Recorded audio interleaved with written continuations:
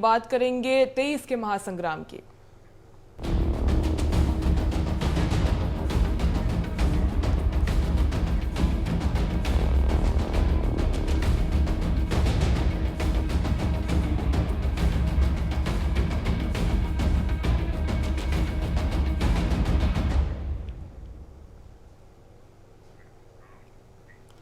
चलिए बुलेटिन की शुरुआत बड़ी खबर के साथ करेंगे। खबर रायपुर से। केंद्रीय गृह मंत्री अमित शाह आज छत्तीसगढ़ आएंगे। 16 अक्टूबर को छत्तीसगढ़ आएंगे।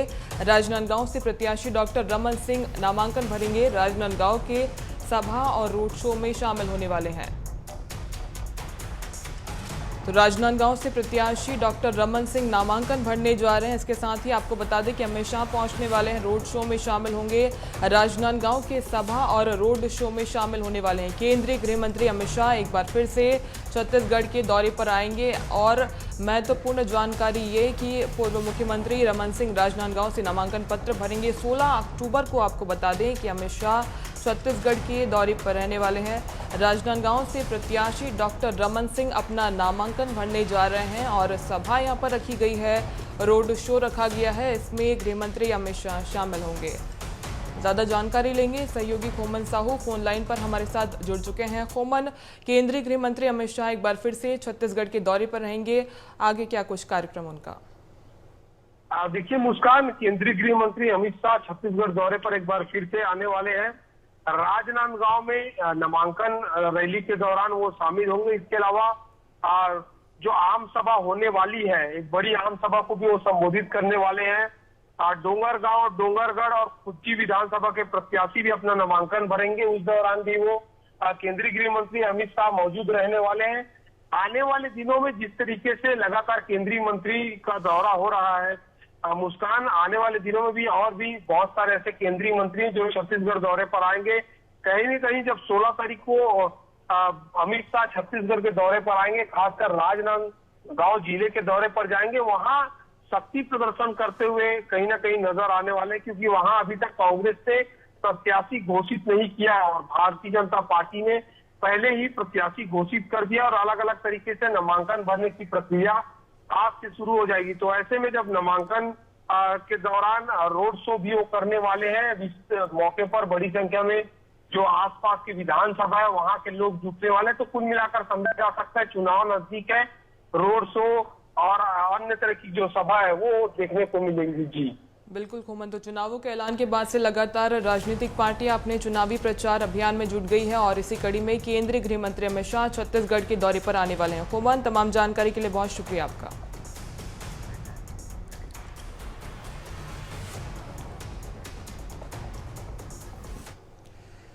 आगे बढ़ेंगे। भोपाल से बड़ी खबर है, जल्द खत्म होगा कांग्रेस के लिस्ट का इंतजार। एमपी विधानसभा चुनाव को लेकर आज दिल्ली में सीईसी मंथन करने वाली है। आज फाइनल होंगे कांग्रेस प्रत्याशियों के नाम। 120 से ज्यादा सीटों पर पहली सूची आ सकती है। 15 अक्टूबर को कांग्रेस अपनी पहली सूची जारी कर सकती है। केंद्रीय चुनाव समिति की बैठक संपन्न हुई दिल्ली में। इसके बाद से लगातार संभावना जताई जा रही है कि 120 से ज्यादा सीटों पर नाम फाइनल हो चुके हैं। लिस्ट जल्द ही कांग्रेस के सामने आ सकती है। तारीख बताई जा रही है कि 15 अक्टूबर को कांग्रेस अपनी पहली सूची मध्य प्रदेश में जारी कर सकती है। तो जल्द खत्म होने जा रहा है कांग्रेस की पहली सूची का इंतजार। मध्य प्रदेश और छत्तीसगढ़ दोनों ही राज्यों में कांग्रेस ने अपनी सूची जारी नहीं की है। मध्य प्रदेश विधानसभा चुनावों को लेकर भी इस बैठक में मंथन हुआ और आज कांग्रेस प्रत्याशियों के नाम फाइनल हो जाएंगे। बताया जा रहा है कि 120 से ज्यादा नाम कांग्रेस की पहली सूची में सामने आ सकते हैं।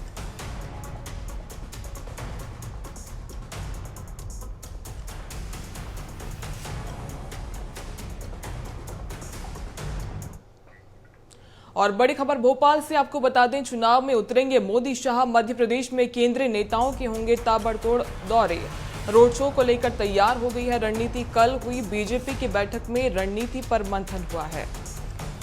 तो भारतीय जनता पार्टी ने अपना चुनावी अभियान तेज कर दिया है। इसकी शुरुआत हो चुकी है और बताया जा रहा है कि मध्य प्रदेश में चुनाव प्रचार के लिए खुद प्रधानमंत्री मोदी पहुंचेंगे। केंद्रीय गृह मंत्री अमित शाह यहां पर मौजूद रहेंगे।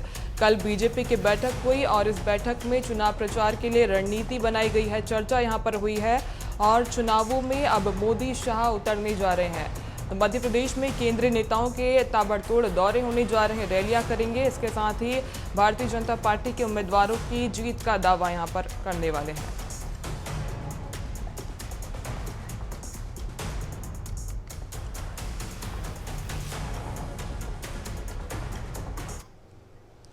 और बात करें रायपुर की, तो 20 विधानसभा सीटों के लिए आज से नामांकन शुरू हो चुका है। पहले चरण में बस्तर संभाग के 12 सीट, राजनांदगांव के 8 सीटों पर मतदान होगा। आज से नामांकन पत्र खरीद और जमा कर सकेंगे प्रत्याशी। नामांकन जमा करने की अंतिम तारीख 20 अक्टूबर तक है। 7 अनारक्षित, 12 एसटी और 1 एसटी सीट। पहले चरण के लिए 7 नवंबर को होगा मतदान। 7 नवंबर को पहले चरण का मतदान छत्तीसगढ़ में होने जा रहा है और अब इसकी शुरुआत हो गई है। नामांकन पत्र दाखिल कर सकेंगे। नामांकन जमा करने की अंतिम तारीख 20 अक्टूबर तक रखी गई है। आज से नामांकन पत्र जमा कर सकते हैं। और इसके साथ ही महत्वपूर्ण जानकारी है कि 2 चरणों में मतदान होगा। इसकी शुरुआत हो चुकी है। पहले चरण के लिए 7 नवंबर, इसके बाद 17 नवंबर को छत्तीसगढ़ में मतदान होना है और नामांकन प्रक्रिया शुरू हो चुकी है। आज से नामांकन शुरू कर दिया गया है। तो 20 विधानसभा क्षेत्र ऐसे हैं जहां पर नामांकन पत्र दाखिल कर सकेंगे। पहले चरण में बस्तर संभाग की 12 सीटों पर मतदान होना है।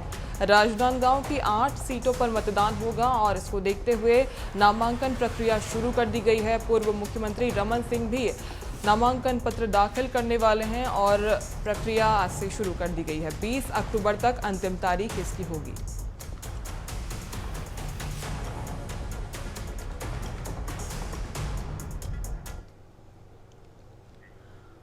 दिल्ली में पीएम मोदी शुक्रवार यानी कि आज 9वें G20 संसदीय अध्यक्ष शिखर सम्मेलन P20 समिट का उद्घाटन करेंगे।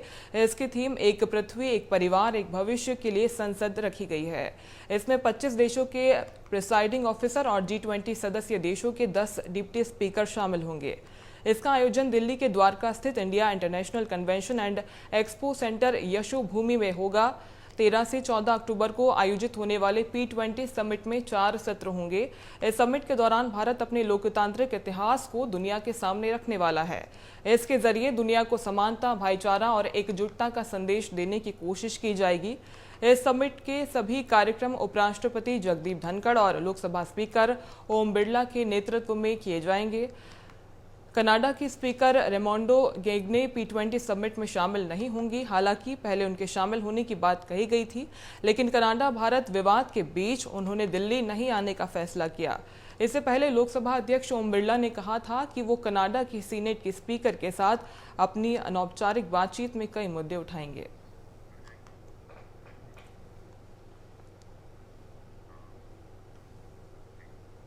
और इजराइल हमास जंग का आज 7वां दिन है। इसी बीच भारत सरकार ने ऑपरेशन अजय के तहत इजराइल में फंसे 212 भारतीय नागरिकों का रेस्क्यू किया। आज सुबह एयर इंडिया की फ्लाइट भारतीय नागरिकों को लेकर दिल्ली पहुंची। दिल्ली एयरपोर्ट पर केंद्रीय मंत्री राजीव चंद्रशेखर ने सबका स्वागत किया। भारतीय समय के अनुसार इजराइल के डेविड बेंगुरियन एयरपोर्ट से गुरुवार देर रात 12:44 पर फ्लाइट ने भारत के लिए उड़ान भरी। इजराइल में करीब 18,000 भारतीय रहते हैं। भारत ने इजराइल पर हमास के हमले को आतंकी हमला बताया। हालांकि उसने ये भी कहा कि फिलिस्तीन को लेकर भारत की पॉलिसी लंबे समय से एक ही रही है। भारत हमेशा से बातचीत से आज़ाद और संप्रभु फिलिस्तीन बनाने की वकालत करता रहा है। आपको बता दें कि इजराइल हमास के बीच 7 अक्टूबर से शुरू हुई जंग में अब तक 2,700 लोग मारे जा चुके हैं। इनमें से करीब 1,300 इजरायली हैं। अब तक करीब 1,400 फिलिस्तीनियों ने भी अपनी जान गंवाई है। इजराइल का कहना है कि उसकी सेना ने 6 दिनों में हमास के 3,600 ठिकानों पर हमला किया।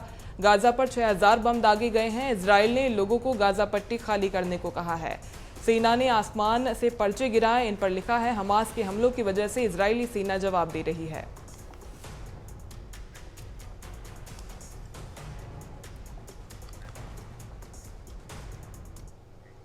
और इसी बीच दुर्ग से बड़ी खबर मिल रही है। भरथरी कलाकार अमृता बारले का निधन हो गया है। भरथरी के साथ पंथी की विधा में महारत उन्हें हासिल थी। राज्य मिनीमाता अलंकरण से सम्मानित थी।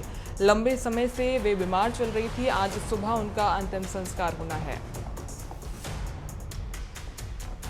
तो भरथरी कलाकार थी, राज्य मिनीमाता अलंकरण सम्मान से सम्मानित थी और उनके निधन की सूचना मिली। बताया जा रहा है कि लंबे समय से वे बीमार चल रही थी। आज सुबह उनका अंतिम संस्कार होना है। भरथरी कलाकार अमृता बारले से जुड़ी खबर आपको बता रहे हैं, जहां पर उनका निधन हो गया है। लंबे समय से वे बीमार चल रही थी। आज सुबह उनका अंतिम संस्कार होना है। तो भरथरी के साथ साथ पंथी के विधा में उन्हें महारत हासिल थी। बड़ी कलाकार अमृता बारले मानी जाती थी। राज्य मिनीमाता अलंकरण सम्मान से भी उन्हें सम्मानित किया गया था। आज सुबह उनका अंतिम संस्कार किया जाएगा। जानकारी के मुताबिक लंबे समय से वे बीमार चल रही थी और आज सुबह अंतिम संस्कार होना है।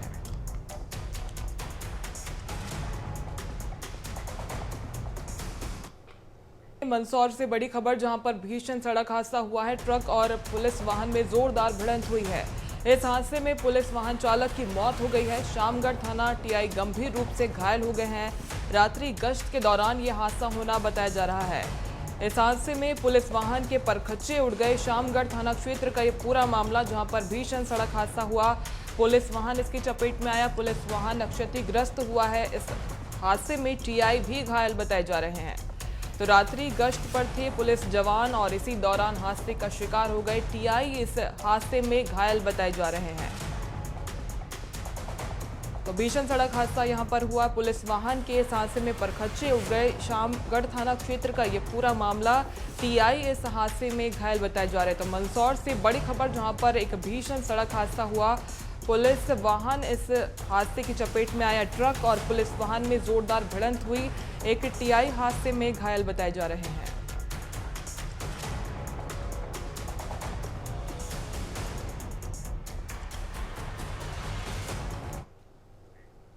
और बड़ी खबर छिंदवाड़ा से मिल रही है। जुन्नार देव मार्केट में भीषण आग लग गई। आग से कई दुकानें जलकर खाक हो गई हैं। फिलहाल आग लगने का कारण अज्ञात बताया जा रहा है।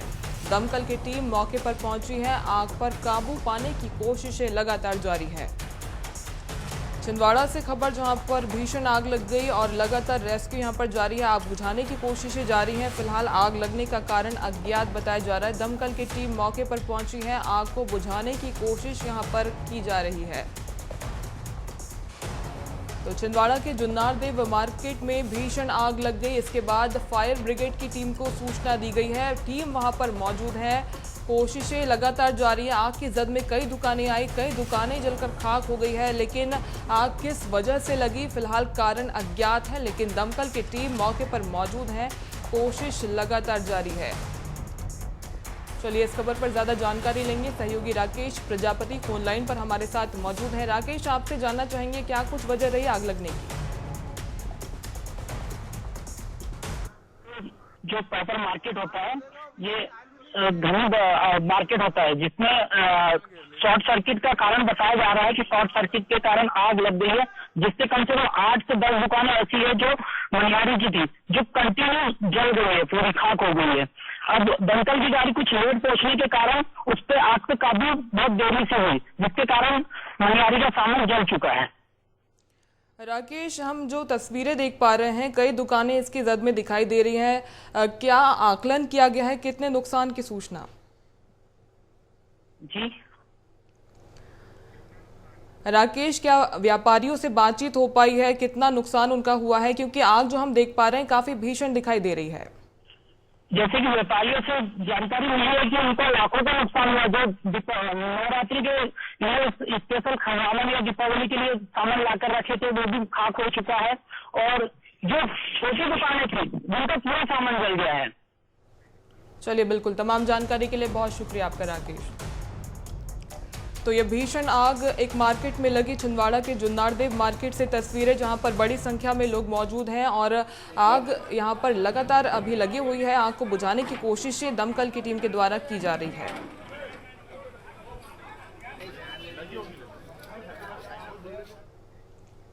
और बड़ी खबर लखनऊ से, कारतूस कांड के दोषियों पर आज कोर्ट में फैसला होना है। सभी 24 दोषियों के खिलाफ कोर्ट आज फैसला सुनाएगी। 13 सालों के बाद आरोपियों को कोर्ट ने कल दोषी माना था। सभी आरोपी सीआरपीएफ और यूपी पुलिस में तैनात थे।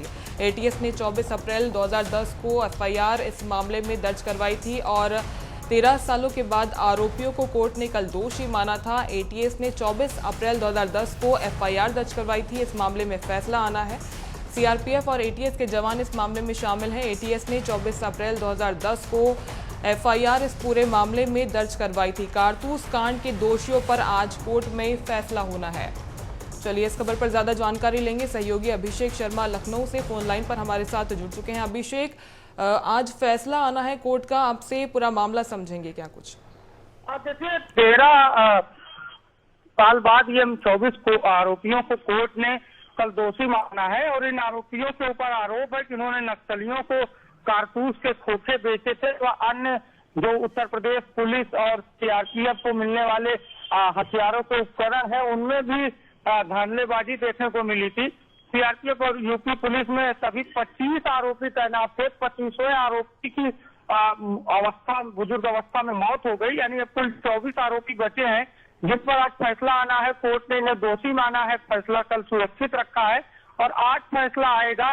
माना यह जा रहा है कि इनको कड़ी सजा सुना सकती है कोर्ट, क्योंकि सीआरपीएफ और यूपी पुलिस में तैनात रहने के दौरान ये सभी 25 ऐसे आरोपी हैं जिन्होंने नक्सलियों की मदद की थी, उनको कारतूस के खोखे बरामद कराए थे, जिससे उन्होंने नए कारतूस का निर्माण किया था खोखों में ज्वलनशील सामग्री का प्रयोग करके। और तमाम अन्य जो आरोप थे सभी आरोप कल इनके ऊपर सिद्ध हो गए हैं और ये सभी जो 24 आरोपी हैं इनको आज कोर्ट सजा सुनाएगी। लेकिन एक बड़ी पहल देखने को मिली यूपी एटीएस के द्वारा, जो कि यूपी एटीएस ने 2010 में मुकदमा दर्ज कराया था। फिर उसके बाद पूरी तरीके से कोर्ट की सुनवाई हुई और 13 साल लग गए दोष सिद्ध करने में। तो उसके बाद अब आज जाकर 24 आरोपियों पर फैसला आने वाला है। चलिए बिल्कुल, तमाम जानकारी के लिए बहुत शुक्रिया आपका अभिषेक। तो 13 साल ये पुराना मामला कारतूस कांड लगातार चर्चा में बना हुआ, आज इस पर फैसला आना है। कोर्ट ने सजा सुना दी है दोषियों पर, आज कोर्ट अपना फैसला सुनाने जा रहा है। और उत्तर प्रदेश के सीतापुर में पुलिस ने आगामी त्योहारों को देखते हुए पैदल गश्त की और लोगों से कानून व्यवस्था बनाए रखने की अपील की। इस दौरान सिटी मजिस्ट्रेट ने आम जनता और व्यापारियों से बातचीत कर उनकी समस्याओं को सुनकर संबंधित अधिकारियों को दिशा निर्देश दिए। इसके साथ ही व्यापारियों से अपने प्रतिष्ठानों के आसपास सीसीटीवी कैमरे लगाने की अपील की गई।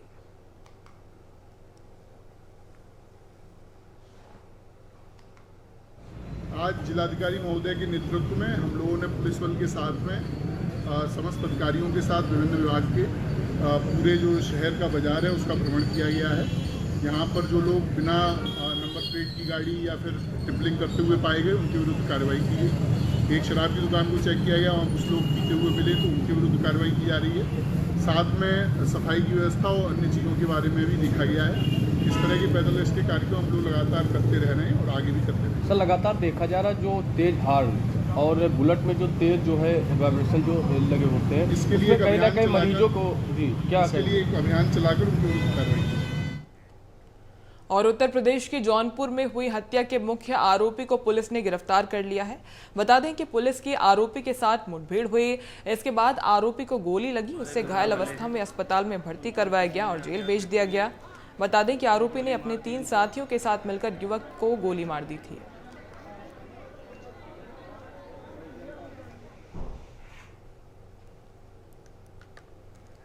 आज थाना क्षेत्र मड़ियाहू में आज शाम को सूचना प्राप्त हुई थी कि एक गुड्डू सिंह नामक व्यक्ति को अभिषेक यादव कोलू के द्वारा उनके ऊपर फायर किया गया, गोली मारी गई, जिसमें कि घायल अवस्था में उनको उपचार के लिए हॉस्पिटल ले जाया गया, जहां पे उनको मृत घोषित किया गया। जिसमें जो गोली मारने वाले अभिषेक, उसकी गिरफ्तारी। जी भगवान जी, साहू जी, आप तीनों इस चर्चा में शामिल हुए, इसके लिए आपका बहुत बहुत धन्यवाद, बहुत बहुत आभार। तो 23 के महासंग्राम के छत्तीसगढ़ एडिशन में हम आज चर्चा कर रहे थे जोगी फैक्टर की। अब माननीय अजीत जोगी के न होने रहने के बाद कि पहले चुनाव में क्या तस्वीर होगी, इसको समझने की एक छोटी सी कोशिश। आज की चर्चा में इतना ही, मुझे दीजिए इजाजत, नमस्कार।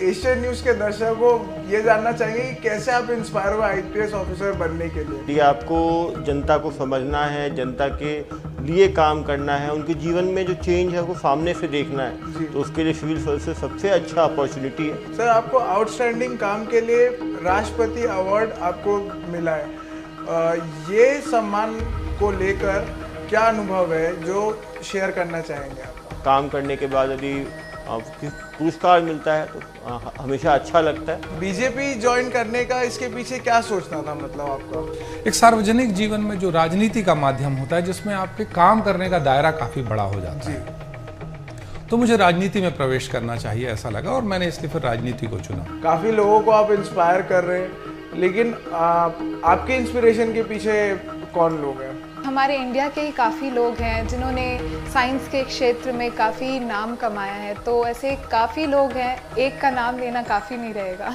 अभी तो चुनावी साल है तो आप काफ़ी बिजी रहते हैं, बट ऐसा आपको जब कभी खाली समय मिलता है तो आप क्या ऐसी कुछ अलग चीज़ करते हैं? कुछ आपकी हॉबी होगी ऐसा कुछ?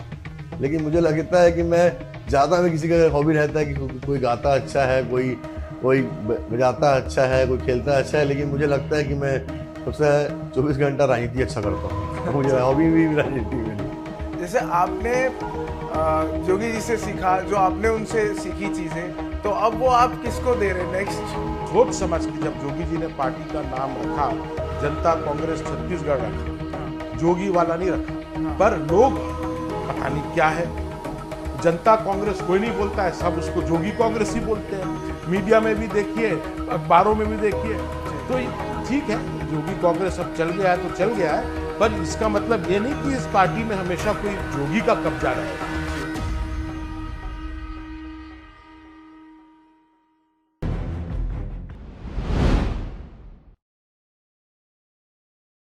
आप विकास के मुद्दे पर आप हुजूर आप जाएंगे चुनावी मैदान में, लेकिन विपक्ष पे कोई हमला नहीं करेंगे सर। क्या मानते हैं विकास की झड़ी जो है एक बार फिर गोविंदपुरा विधानसभा क्षेत्र में लगने वाली है? जनता के बीच जाएंगे, कहीं ना कहीं 2 बार क्या बताया कि जनता ने आपको पसंद किया, 2 बार में तीसरी बार फिर से आपको मौका मिला, तो जनता को इस बार कैसे विश्वास है? क्या मानते हैं सर कि जो विकास कार्य आपने उस दौरान जो किए थे, उन विकास कार्यों को भी आप जनता के सामने पेश करेंगे अपने रिपोर्ट कार्ड के तौर पे? मैम, केंद्रीय कैबिनेट ने महिला आरक्षण बिल पारित कर दिया है, अब आप क्या मानती हैं? आप ऐसा महसूस कर रहे हैं जब आपको पार्टी ने यहाँ का उम्मीदवार?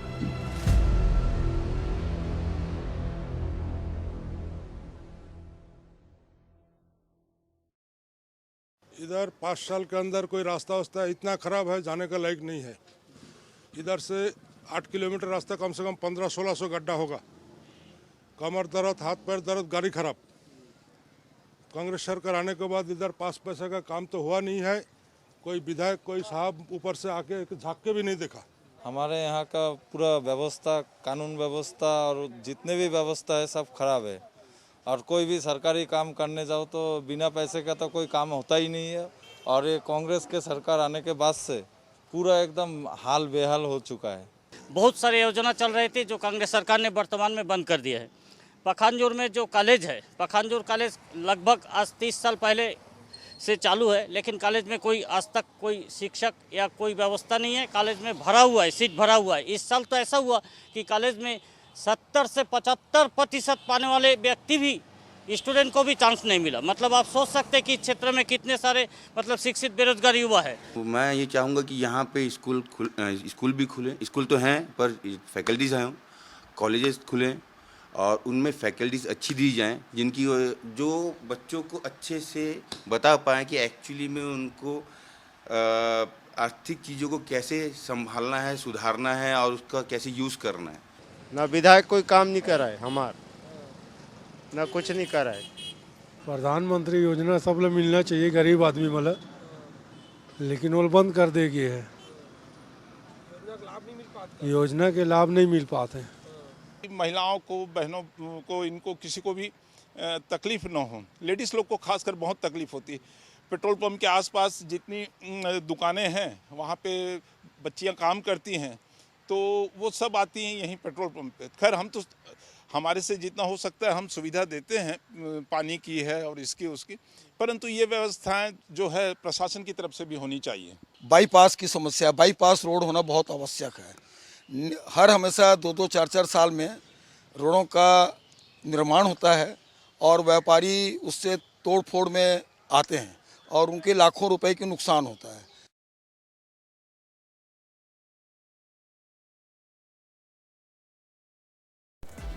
सच्ची और बेबाक खबर।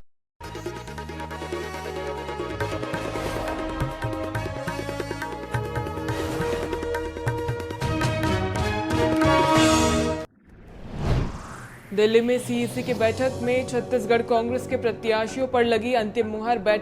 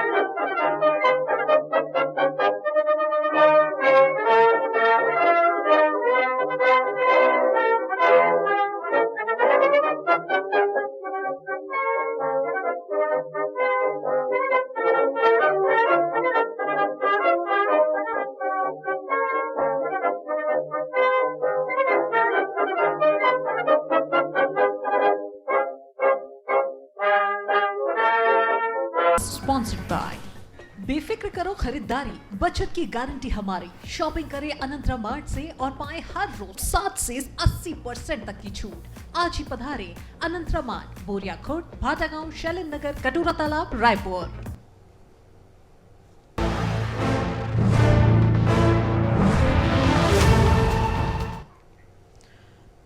नमस्कार, बहुत स्वागत है। सुर्खियां देख रहे हैं आप, मैं हूं आपके साथ मुस्कान गंगराड़े। बुलेटिन की शुरुआत करेंगे और बात करेंगे 23 के महासंग्राम की।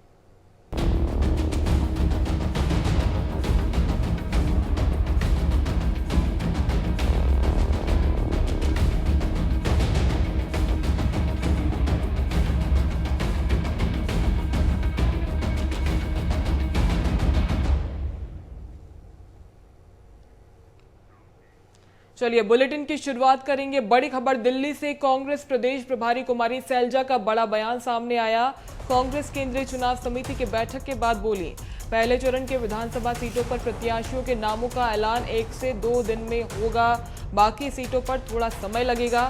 कुछ सीटों को लेकर अब भी चर्चा बाकी है। कुमारी सैलजा का बैठक के बाद बयान सामने आया है। उन्होंने कहा कि पहले चरण के विधानसभा सीटों का फैसला 1-2 दिन में किया जाएगा और बाकी की सीटों पर थोड़ा समय लगने वाला है। केंद्रीय चुनाव समिति की बैठक हुई। कुमारी सैलजा इस बैठक में मौजूद रही। उन्होंने छत्तीसगढ़ विधानसभा कांग्रेस प्रत्याशियों के बारे में चर्चा की। कहा कि पहले चरण की सीटों पर मंथन हुआ है, ये नाम सामने आ सकते हैं, तो वहीं बाकी की बची सीटों पर कुछ दिन लगने वाले हैं।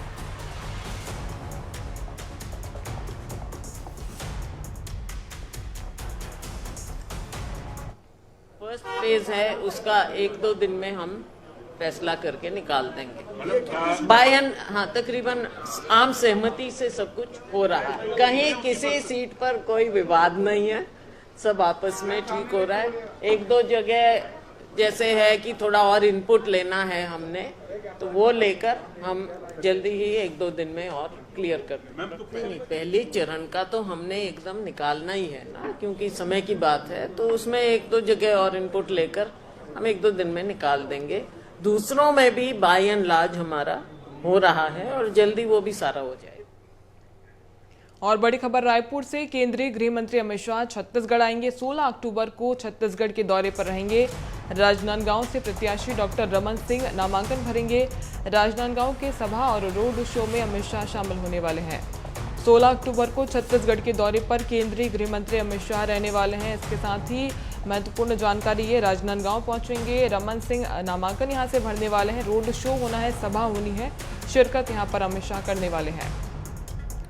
तो चुनाव प्रचार की जिम्मेवारी खुद केंद्रीय मंत्री अमित शाह ने संभाल ली है। लगातार चुनावी अभियान में भारतीय जनता पार्टी लगी हुई है। अमित शाह पहुंचेंगे 16 अक्टूबर को छत्तीसगढ़ के दौरे पर। केंद्रीय गृह मंत्री अमित शाह रहने वाले हैं। लगातार छत्तीसगढ़ के दौरे कर रहे हैं, यहां पर जनसभाएं कर रहे हैं और अब चुनावों का ऐलान हो चुका है। इसके बाद चुनाव प्रचार करने छत्तीसगढ़ पहुंच रहे हैं अमित शाह। तो ये बड़ी खबर रायपुर से, जहां पर केंद्रीय गृह मंत्री अमित शाह छत्तीसगढ़ के दौरे पर रहेंगे। नामांकन भरने वाले हैं पूर्व मुख्यमंत्री रमन सिंह राजनांदगांव से। राजनांदगांव में सभा होनी है और रोड शो यहां पर होना है और इसी के चलते केंद्रीय गृह मंत्री अमित शाह यहां पहुंचेंगे। यहां पर कार्यकर्ताओं को संबोधित करने वाले हैं। प्रधानमंत्री मोदी भी इसके पहले छत्तीसगढ़ के दौरे पर रहे और अब कमान संभाली है केंद्रीय गृह मंत्री अमित शाह ने। चुनाव प्रचार में तेजी लाने के लिए, कार्यकर्ताओं को जीत का मंत्र देने के लिए छत्तीसगढ़ के दौरे पर 16 अक्टूबर को केंद्रीय गृह मंत्री अमित शाह छत्तीसगढ़ आने वाले हैं।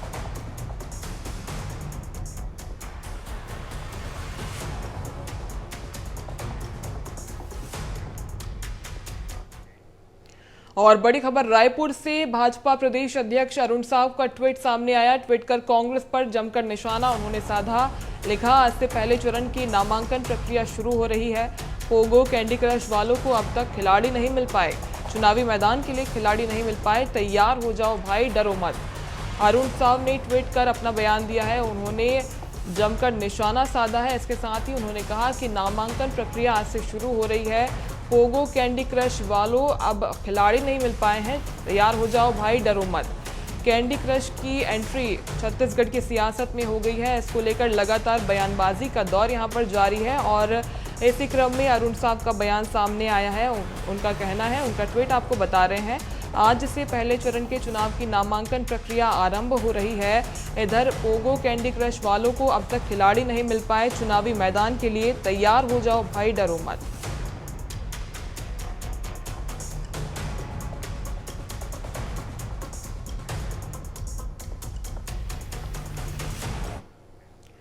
और चलिए मध्य प्रदेश का रुख करेंगे। ग्वालियर से बड़ी खबर है, यहां पर सूत्रों के हवाले से बड़ी खबर मिल रही है। ज्योतिरादित्य सिंधिया विधानसभा चुनाव नहीं लड़ेंगे।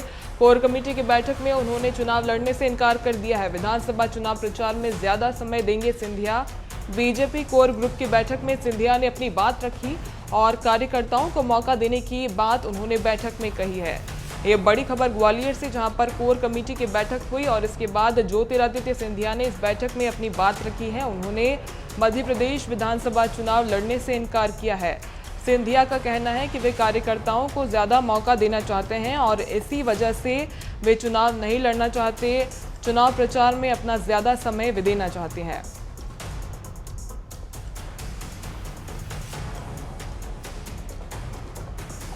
तो बीजेपी कोर ग्रुप की बैठक हुई और इस बैठक से ये बात निकलकर सामने आ रही है। बड़ी खबर, जहां पर ज्योतिरादित्य सिंधिया के चुनाव नहीं लड़ने की सूचना मिल रही है और ये बात खुद ज्योतिरादित्य सिंधिया ने कही। उन्होंने कहा कि वे चुनाव प्रचार में अपना ज्यादा समय देंगे। इसके साथ ही अन्य कार्यकर्ताओं को ज्यादा मौका देने चाहते हैं। इसी के चलते वे इस बार विधानसभा चुनाव नहीं लड़ना चाहते। तो विधानसभा चुनाव होने हैं मध्य प्रदेश में और अब ये बात निकलकर सामने आ रही है। चुनाव प्रचार में ज्यादा समय देना चाहते हैं सिंधिया और इसी के चलते उन्होंने कहा कि वे इस बार विधानसभा चुनाव नहीं लड़ना चाहते।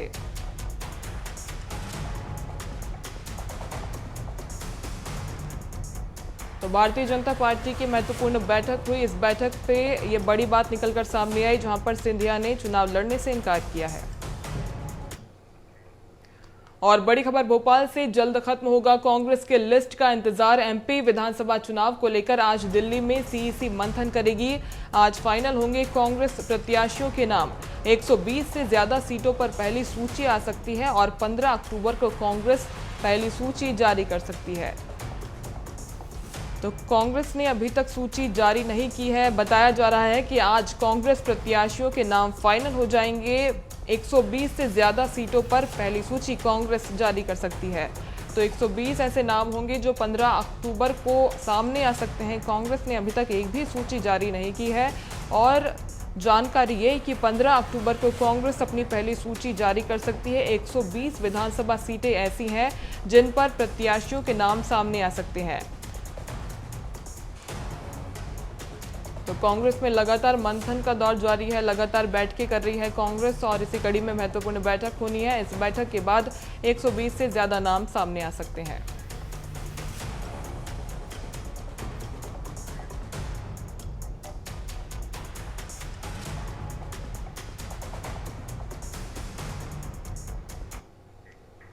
और बड़ी खबर भोपाल से, चुनाव में उतरेंगे मोदी शाह। मध्य प्रदेश में केंद्रीय नेताओं के होंगे ताबड़तोड़ दौरे। रोड शो को लेकर रणनीति तैयार हुई है। कल हुई बीजेपी की बैठक में रणनीति पर मंथन हुआ है। मध्य प्रदेश में चुनाव काफी नजदीक और ऐसे में दिग्गज नेता भारतीय जनता पार्टी के लगातार यहां पहुंचेंगे। रोड शो को लेकर रणनीति तैयार की गई है। महत्वपूर्ण बैठक हुई और इस बैठक में मोदी शाह के दौरे को लेकर रणनीति बनाई गई है।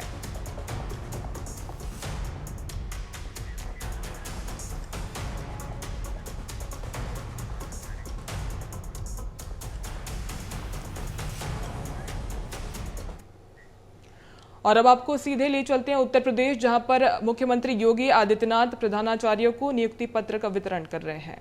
लगभग 6 लाख सरकारी नियुक्तियां हम लोगों ने प्रदेश से दी हैं, जिसमें से 1,64,000 तो केवल शिक्षकों की है। बेसिक और माध्यमिक शिक्षा में शिक्षकों की 1,64,000 से अधिक भर्तियां हुई हैं। एक बड़ी संख्या है। और यह भी व्यवस्था दी गई कि हमारे शिक्षा के केंद्र, हमारे शिक्षण संस्थान शिक्षक विहीन न हो। अगर कोई शिक्षक रिटायर हो गया है तो रिटायरमेंट के बाद उनको एक निश्चित मानदेय पर, एक फिक्स मानदेय पर तब तक उनकी सेवाएं ली जाएं जब तक कि नए शिक्षक की तैनाती न हो जाए। और ये प्रक्रिया भी हम लोगों ने 2017-18 से लगातार प्रदेश में माध्यमिक शिक्षा से जुड़े हुए सभी संस्थाओं में इसको प्रभावी ढंग से लागू किया। जो एक छवि खराब हुई थी, उस छवि से उभारने का एक प्रयास भी हुआ। एक समय ऐसा भी आया था जब ऐसे लगता था कि माध्यमिक शिक्षा परिषद से जुड़े हुए हमारे कॉलेजेस ये सभी नकल के अड्डे से बन गए थे। ठेके में नकल होती थी। बहुत सारे जनपद तो इसके बदनाम के केंद्र हो गए थे। लेकिन आज हम कह सकते हैं कि इसमें जो पिछले 6 वर्ष के अंदर सुधार हुआ, उसमें से गत वर्ष माध्यमिक शिक्षा परिषद के द्वारा संपन्न हुई हाई स्कूल और इंटरमीडिएट बोर्ड की परीक्षा एक नजीर भी बनी। आपने देखा होगा, एक समय ऐसा भी होता था जिसमें साल भर केवल परीक्षा, परिणाम और प्रवेश, इन तीनों में 3/4 समय खर्च हो जाता था। यानी 3 महीने तक परीक्षा, अगले 3 महीने परिणाम आने में और अगले 3 महीने प्रवेश होने में लग जाते थे। और बाकी जो 3 महीने बचते थे, इसमें पर्व और त्योहार भी होने हैं, छुट्टी भी होनी है। तो स्वाभाविक रूप से जो एक कार्य इस दिशा में आगे बढ़ना चाहिए था, वह नहीं हो पाता था। ये पहली बार हुआ है और मुझे लगता है कि पूरे देश के लिए नजीर भी बना कि 14 से 15 दिन के अंदर परीक्षा, माध्यमिक शिक्षा के 56 लाख विद्यार्थियों की परीक्षाओं को संपन्न कराना और अगले 14 दिन के अंदर परिणाम लाना, ये माध्यमिक शिक्षा ने गत वर्ष करके दिखाया। नकल विहीन परीक्षा होगी, यह भी करके दिखाया। और उसने अन्य बोर्ड और उन संस्थाओं को जो परीक्षाएं कराते हैं उनके लिए एक मानक भी इसके सामने प्रस्तुत किया। अगर 56 लाख विद्यार्थियों की परीक्षा एक तय समय सीमा के अंदर संपन्न की जा सकती है, कोई कारण नहीं कि हम शिक्षा की गुणवत्ता को बनाए रखते हुए अन्य जो भी सुधारात्मक कदम उठाए जाने हैं, इनको भी हम समयबद्ध तरीके से आगे न बढ़ा सके। अवश्य किया जा सकता है और इस दिशा में हमारे प्रयास आगे बढ़ने ही चाहिए और यह प्रयास के लिए आज उत्तर प्रदेश सरकार आपको ये जिम्मेदारी दे रही है। जो 219 नवचयनित प्रधानाचार्य हैं, क्योंकि वह किसी भी शिक्षण संस्थान के प्रधानाचार्य उस संस्थान के रीढ़ होते हैं। अगर वह स्वयं अनुशासित है, समयबद्ध है, संस्थान के स्वच्छता के साथ अनुशासन के प्रति जागरूक है, वहां का शैक्षिक कैलेंडर स्वयं तैयार कर रहा है, विद्यालय को नए नए गतिविधियों का एक केंद्र बना रहा है, कुछ नवाचार हो, स्पोर्ट्स की एक्टिविटीज को भी बढ़ाया जा सके, देश और दुनिया में क्या कुछ घटित हो रहा है इसके बारे में बता सके,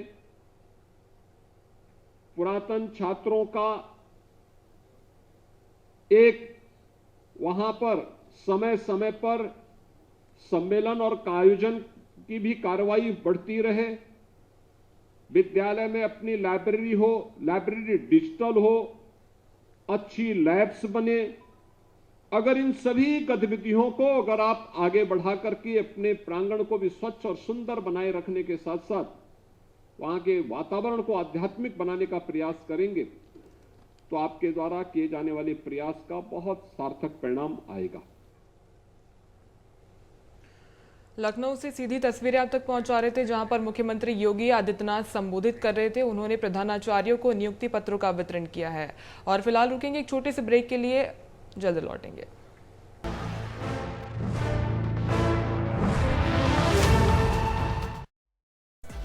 सच्ची और बेबाक खबर दिखाने वाला आपका अपना चैनल एशियन न्यूज अब शिफ्ट हो चुका है टाटा प्ले के नए चैनल नंबर 1165 पर। तो हर खबरों से अपडेट रहने के लिए आप देखते रहिए एशियन न्यूज। सर, किस तरह की तैयारी है 17 नवंबर को मतदान? कितना सीट लगभग आप लोग जीत पाएंगे सर, क्या लग रहा है आपको? संख्या तो नहीं बता सकता। क्या करने वाली जनता कांग्रेस 2023 के चुनाव में?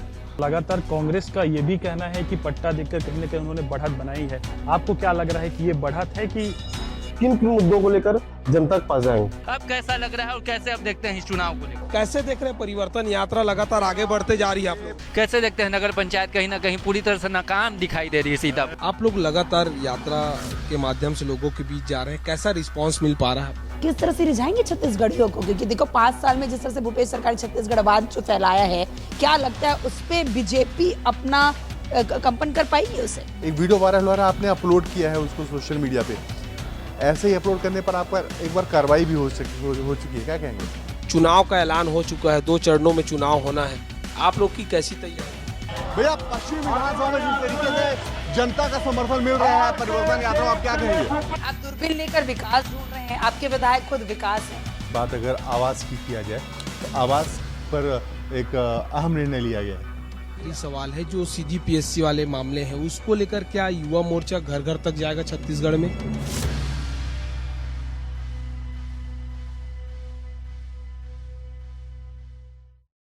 एशियन न्यूज के दर्शकों ये जानना चाहेंगे कि कैसे आप इंस्पायर हुए IPS ऑफिसर बनने के लिए? ये आपको जनता को समझना है, जनता के लिए काम करना है, उनके जीवन में जो चेंज है वो सामने से देखना है, तो उसके लिए सिविल सर्विस सबसे अच्छा अपॉर्चुनिटी है। सर, आपको आउटस्टैंडिंग काम के लिए राष्ट्रपति अवार्ड आपको मिला है, ये सम्मान को लेकर क्या अनुभव है जो शेयर करना चाहेंगे आप? काम करने के बाद यदि पुरस्कार मिलता है तो हमेशा अच्छा लगता है। बीजेपी ज्वाइन करने का इसके पीछे क्या सोचना था, मतलब आपका? एक सार्वजनिक जीवन में जो राजनीति का माध्यम होता है, जिसमें आपके काम करने का दायरा काफी बड़ा हो जाता है, तो मुझे राजनीति में प्रवेश करना चाहिए ऐसा लगा और मैंने इसलिए फिर राजनीति को चुना। काफी लोगों को आप इंस्पायर कर रहे हैं, लेकिन आपके इंस्पिरेशन के पीछे कौन लोग हैं? हमारे इंडिया के ही काफ़ी लोग हैं जिन्होंने साइंस के क्षेत्र में काफ़ी नाम कमाया है, तो ऐसे काफ़ी लोग हैं, एक का नाम लेना काफ़ी नहीं रहेगा। अभी तो चुनावी साल है तो आप काफ़ी बिजी रहते हैं, बट ऐसे आपको जब कभी खाली समय मिलता है तो आप क्या ऐसी कुछ अलग चीज़ करते हैं, कुछ आपकी हॉबी होगी ऐसा कुछ? लेकिन मुझे लगता है कि मैं ज़्यादा में किसी का हॉबी रहता है कि कोई गाता अच्छा है, कोई बजाता अच्छा है, कोई खेलता अच्छा है, लेकिन मुझे लगता है कि मैं सबसे 24 घंटा राजनीति अच्छा करता हूँ। तो मुझे हॉबी भी राजनीति में। जैसे आपने जोगी जी से सीखा, जो आपने उनसे सीखी चीज़ें, तो अब वो आप किसको दे रहे नेक्स्ट?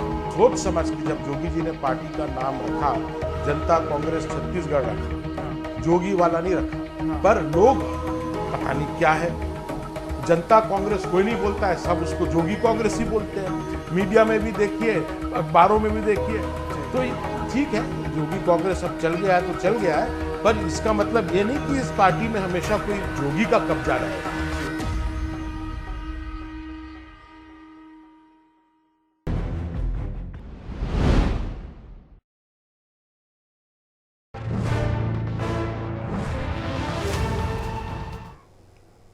ब्रेक के बाद स्वागत है आपका। आगे बढ़ेंगे, बड़ी खबर रायपुर से। 20 विधानसभा सीटों के लिए आज से नामांकन शुरू। पहले चरण में बस्तर संभाग की 12 सीट, राजनांदगांव की 8 सीटों पर मतदान होगा। आज से नामांकन पत्र खरीद और जमा कर सकेंगे प्रत्याशी। नामांकन जमा करने की अंतिम तारीख 20 अक्टूबर तक है। 7 अनारक्षित, 12 एसटी और 1 SC सीट के लिए पहले चरण के लिए 7 नवंबर को मतदान होगा। तो आज से नामांकन पत्र जमा कर सकेंगे प्रत्याशी, जमा कर सकेंगे। इसकी अंतिम तारीख 20 अक्टूबर तक रखी गई है। नामांकन प्रक्रिया आज से शुरू होने जा रही है। राजनांदगांव की 8 सीटों पर नामांकन पत्र भरे जाएंगे। नामांकन प्रक्रिया आज से शुरू होने जा रही है। बड़ी खबर रायपुर से, जहां पर नामांकन प्रक्रिया चुनावों के बाद आज से शुरू होने जा रही है। 20 विधानसभा सीटें ऐसी जहां पर आज से नामांकन प्रक्रिया शुरू कर दिया जाएगा।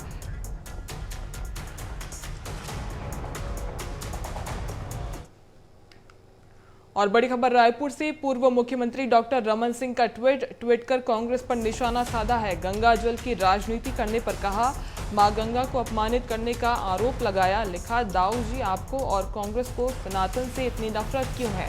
पहले गंगा जल की झूठी कसम खाकर सरकार बनाई, अब गंगा जल पर GST का भ्रम फैलाकर झूठ की राजनीति कर रहे हैं। राजनीति तो अपनी जगह है, पर इतना तो लिहाज करो, अंतिम समय में सबको मां गंगा की शरण में जाना है। मां गंगा को अपमानित करना बंद करिए। पूर्व मुख्यमंत्री रमन सिंह का बयान सामने आया है। उन्होंने निशाना साधा है सरकार पर। कहा, पहले गंगा जल की झूठी कसम खाकर सरकार बनाई। उनका कहना है कि मां गंगा को अपमानित करना बंद करिए।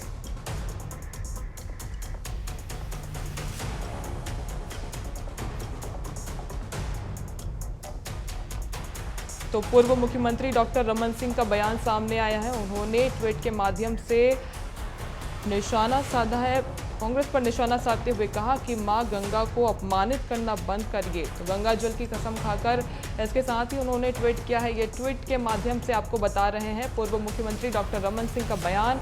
उन्होंने कहा कि मां गंगा को अपमानित ना करिए। मां गंगा को अपमानित करने का आरोप उन्होंने कांग्रेस पर लगाया है।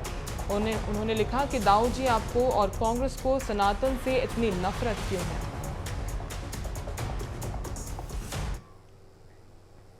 और बड़ी खबर भोपाल से मिल रही है। वचन पत्र से कांग्रेस बनाएगी लीड। CEC की बैठक के बाद वचन पत्र जारी होगा। 16 अक्टूबर को कांग्रेस का वचन पत्र लॉन्च होने जा रहा है। महिला, युवा, बेरोजगारों के साथ साथ कमलनाथ के 11 वचन इसमें जोड़े जाएंगे। वचन पत्र में 5 गारंटियों के साथ राहुल प्रियंका की गारंटी भी जुड़ेगी।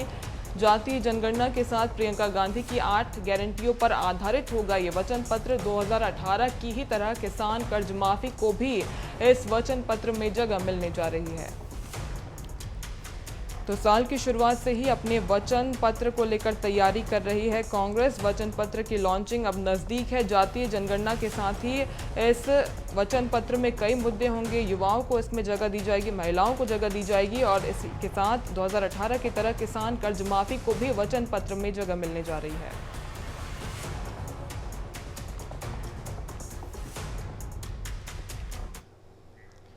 और बड़ी खबर भोपाल से। भोपाल की 7 विधानसभा पर मुख्यमंत्री का फोकस। आज सीएम शिवराज गोविंदपुरा विधानसभा में आम सभा करेंगे।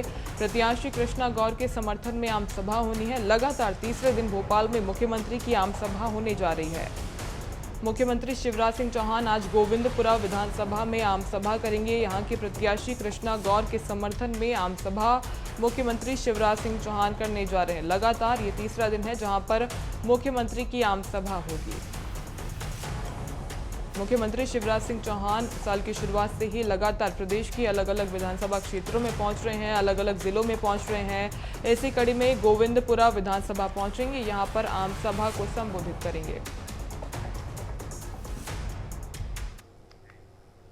और इसी के साथ बुलेटिन में फिलहाल इतना ही। ताजा अपडेट्स के लिए देखते रहें एशियन न्यूज। नमस्कार।